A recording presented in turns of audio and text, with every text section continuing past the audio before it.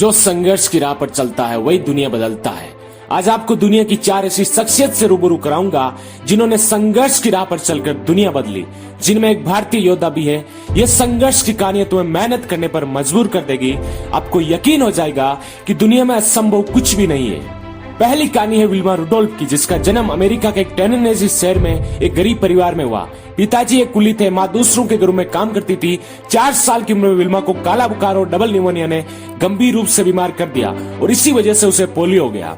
बड़े बड़े डॉक्टर ने तो यहाँ तक कह डाला कि विल्मा जिंदगी में चल फिर भी नहीं सकती, लेकिन माँ ने हिम्मत बढ़ाई और कहा, तुम मेहनत, लगन और इच्छा शक्ति से जो चाहो वो कर सकती हो। तो विल्मा ने कहा, मैं विश्व की सबसे तेज धाविका बनना चाहती हूँ। योग्यता नहीं थी, टैलेंट नहीं था, चल फिरने की औकात नहीं थी, लेकिन इस 9 साल की छोटी सी बच्ची के अंदर जिद और पागलपन था, इच्छा शक्ति थी, सफलता की भूख थी कि मुझे कुछ ना कुछ तो करना है। 12 साल तक संघर्ष के आग पार मेहनत की और वो दिन भी आया जब 1960 के ओलंपिक में हिस्सा लिया और विश्व की सबसे तेज धाविका बन गई। 3 गोल्ड मेडल जीते। ओलंपिक की हिस्ट्री चेंज हो गई कि एक लकवाग्रस्त महिला, एक निमोनिया ग्रस्त महिला विश्व की सबसे तेज धाविका बन गई, जिसे डॉक्टर ने तो कहा था तू जिंदगी में चल फिर भी नहीं सकती।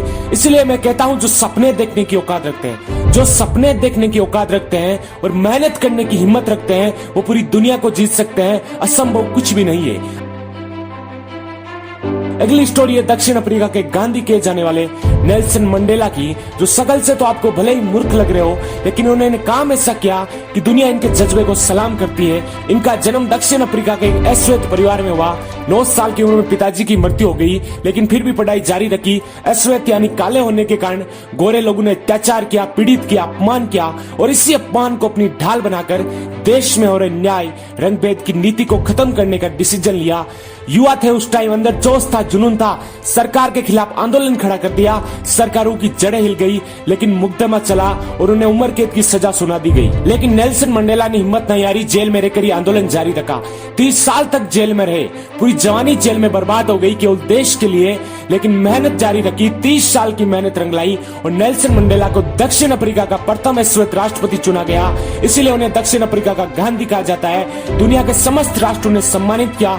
नोबेल शांति पुरस्कार, भारत रत्न, निशान पाक जैसे कई पुरस्कार मिले, लेकिन ऐसा ईमानदार और संघर्षशील इंसान 5 दिसंबर 2013 को इस दुनिया को छोड़कर चला गया, जिसने पूरी जिंदगी अपने देश को समर्पित की।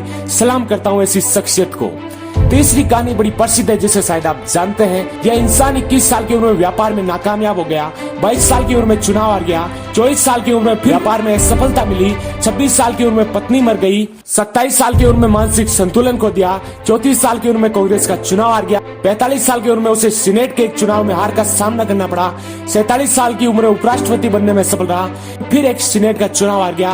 लेकिन इस इंसान ने हिम्मत नहीं हारी और यही इंसान 52 साल की उम्र में अमेरिका का राष्ट्रपति बनता है, जिसका नाम था अब्राहम लिंकन। अब मेरा आपसे सवाल है, आपकी जिंदगी में कितना संघर्ष है, कितनी बार असफल हुए हैं और आप क्यों छोटी मोटी असफलताओं और परेशानियों से दुखी हो जाते हैं? सफलता हासिल करने का राजमार्ग है, इसलिए संघर्ष करिए।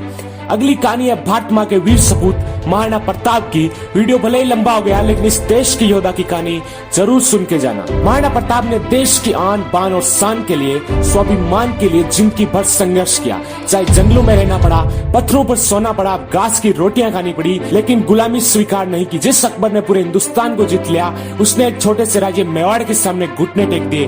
क्यों? क्योंकि महाराणा प्रताप के पास भले ही बड़ी सेना नहीं हो, लेकिन अंदर देशभक्ति की भावना कूट कूट कर भरी थी। उसे मरना मंजूर था, लेकिन गुलामी मंजूर नहीं थी। राजा तो बहुत हुए हिंदुस्तान में, लेकिन जब भी संघर्ष की बात होगी, जब भी देशभक्ति की बात होगी, बलिदान की बात होगी, महाराणा प्रताप को सबसे पहले याद किया जाएगा। नमन करता हूँ ऐसे देशभक्त को। अगर वीडियो दिल से पसंद आए तो लाइक जरूर करना। हर देशभक्त तक ये वीडियो शेयर करें और इससे ही पावरफुल देशभक्ति मोटिवेशनल वीडियो देखने के लिए YouTube channel young India motivation को सब्सक्राइब करें। जय हिंद, जय भारत।